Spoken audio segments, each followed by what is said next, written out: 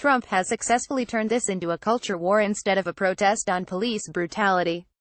Since he has accomplished absolutely nothing substantive during his time in the White House, Donald Trump has made it his mission to get the country and NFL on his side about the issue of standing during the national anthem.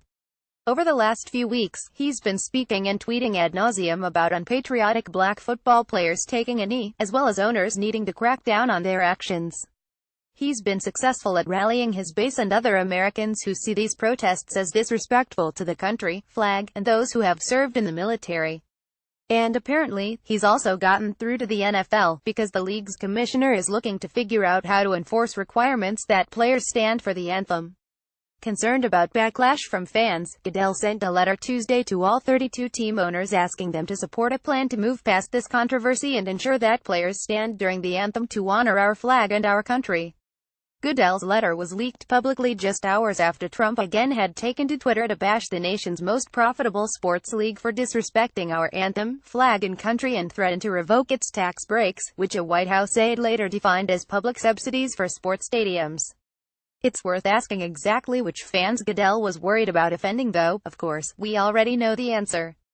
It's also significant that a large objection to these protests is that the players are bringing politics into football where they don't belong, especially because Trump injected himself into this issue in the first place and has basically applied enough pressure that a private employer is now capitulating to his wishes.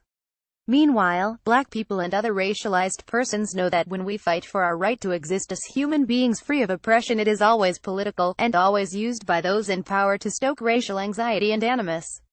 It is about time that Roger Goodell of the NFL is finally demanding that all players stand for our great national anthem, respect our country. Donald J. Trump at Real Donald Trump, October 11, 2017. Not surprisingly, the public is divided on this issue.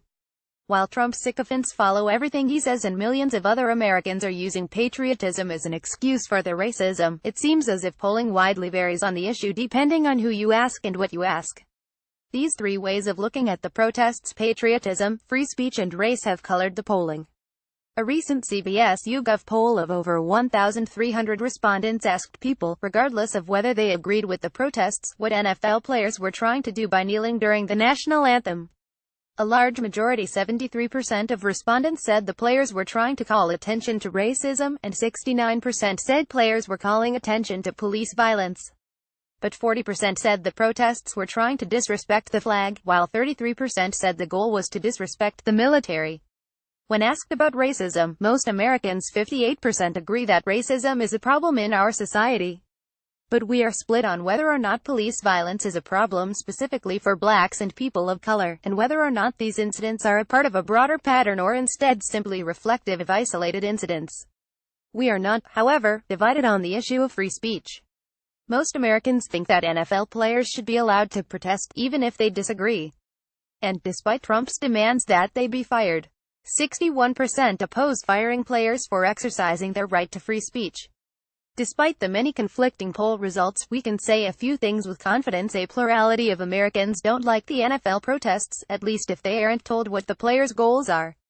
But Americans generally dislike protests involving the flag or anthem, so it's not clear how much that might affect public opinion in this case. Most Americans think racism is a problem in the abstract, but people are less likely to support the Black Lives Matter movement, which aims to stop police violence against African Americans. Americans are broadly supportive of the importance of free speech in general, though opinions are more muddled when people are asked about kneeling during the anthem in particular. According to these numbers, even though this is a hot-button issue and though they don't like the protests, most Americans seem to support the right to free speech.